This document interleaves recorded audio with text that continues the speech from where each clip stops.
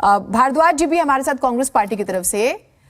भारद्वाज जी, अजय माकन जी गए थे इस पूरे विषय को लेकर कोर्ट में। आप लोग तो कोर्ट तक भी गए हुए हैं इस पूरे प्रकरण को लेकर, जिसमें सरकार एडवर्टाइजिंग गाइडलाइंस का जिक्र हुआ था 2014।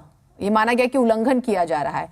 तो आप ये जो नोटिस आया है और 10 दिन का जो समय दिया गया, आप इसे कितना सियासी मान रहे हैं? इसकी टाइमिंग पर आप किस तरह से देख रहे हैं?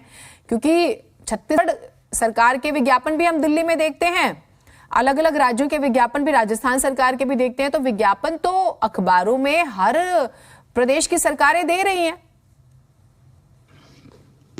जीनत जी, सच्चाई ये है कि ये सिर्फ और सिर्फ झूठे प्रचार की सरकार है।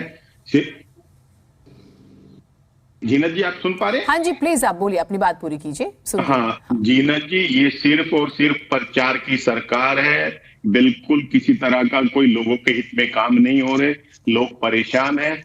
और मैं प्रचार के बारे में जब अजय माकन जी ने लिखा था, कोर्ट में लेके गए थे, तो उस टाइम पे 9 चीजों का वायलेशन इस गाइडलाइंस में, इन गाइडलाइंस का वायलेशन था। दूसरा, एक बहुत बड़े बड़े होल्डिंग इन्होंने जीतने के बाद लगाए कि दिल्ली के अंदर 135 लोगों के ऊपर भ्रष्टाचार के अंदर जांच हुई है और 35 लोग जेल में गए हैं। एक व्यक्ति ने आरटीआई लगाई और पता किया कि क्या है, तो पता चला कि सिर्फ 7 लोगों के ऊपर जांच हो रही है।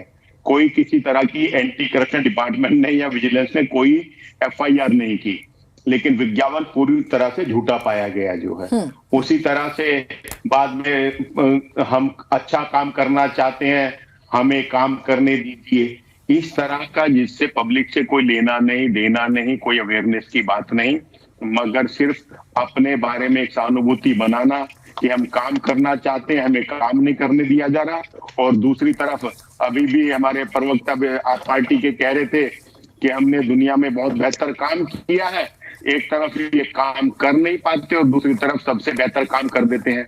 दोनों ही बातें कौन सी सच है और कौन सा झूठ है, ये लोग देख रहे हैं। आज दिल्ली में 8 साल में किसी का कोई नया राशन कार्ड नहीं बन रहा है, किसी सीनियर सिटीजन की पेंशन नहीं लग रही, जिनकी पेंशनें पहले लगी हुई थी आधे से ज्यादा लोगों की बंद हो गई हैं, बगैर किसी जांच के, बगैर किसी पड़ताल के। जब किसी गली मोहल्ले में जाते हैं तो हर कोई ना कोई व्यक्ति जरूर कहता है कि भाई मेरी पेंशन पिछले 2 साल से नहीं आ रही, मेरी पेंशन पिछले 8 महीने से नहीं आ रही, मैं परेशान हूं। बैंकों में आप जाइए तो कितने लोग परेशान जा जाके पेंशन के बारे में पूछते रहते हैं। तो ये इस तरह का काम हो रहा है। 1 MGD पानी इन्होंने बढ़ाया नहीं, इतना गंदा पानी दिल्ली के अंदर आ रहा है। सबसे ज्यादा प्रदूषित शहर इन्होंने बना दिया दिल्ली को जो है। पीछे एक जगह वृक्षारोपण करने के लिए मुख्यमंत्री स्वयं गए थे, वहां किस तरह से पौधे सारे जंगल में फैले हुए थे, वो सबने देखा जो है। तो सिर्फ झूठा प्रचार करना है, काम नहीं करना। अगर काम करना हो तो लोग जो है खुद पे खुद लोग चर्चा करते हैं, लोग सराहना करते हैं सरकार की। आज भी सच्चाई में शीला दीक्षित जी के बारे में लोगों का ये मानना है कि जो शीला दीक्षित जी ने किया वो दूसरा व्यक्ति नहीं कर सकता।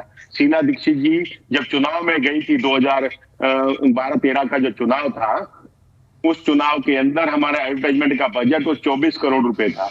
और केजरीवाल जी जब जीत के आ गए, इन्होंने जो पहला बजट पेश किया उसके अंदर 526 करोड़ रुपए का बजट था। तो आप देख सकते हैं कि जो सरकार चुनाव में जा रही है वो सिर्फ 24 करोड़ रुपए रख रही है, और जो चुनाव जीत के आगे अब तो उनको काम करना है, काम दिखा के उनका काम बोलेगा। नहीं तो आप ये मान रहे हैं कि सरकारी पैसों का दुरुपयोग हो रहा है? आप मुझे एक लाइन में बताइए सर। बिल्कुल बिल्कुल 100% सरकारी पैसों का दुरुपयोग हो रहा है, और इसको किसी दूसरी जगह से जोड़ने की आवश्यकता नहीं। अपने आप को देखना है, वहां के दूसरे राज्यों की भी चर्चा होगी तो उसे भी कर लेंगे जो है। लेकिन जिस तरह से ये कर रहे हैं, ये पूरी तरह से जो है गरीबों के पैसे का दुरुपयोग कर रहे हैं। ठीक है सर, चलिए आपकी शुरुआती बात आ गई है।